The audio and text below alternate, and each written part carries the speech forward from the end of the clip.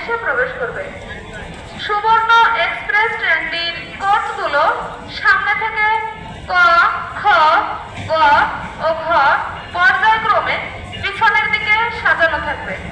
সুবর্ণ এক্সপ্রেস ট্রেনটির কোচগুলো সামনে থেকে ক, খ, গ ও ঘ পর্যায়ক্রমে পিছনের দিকে সাজানো থাকবে।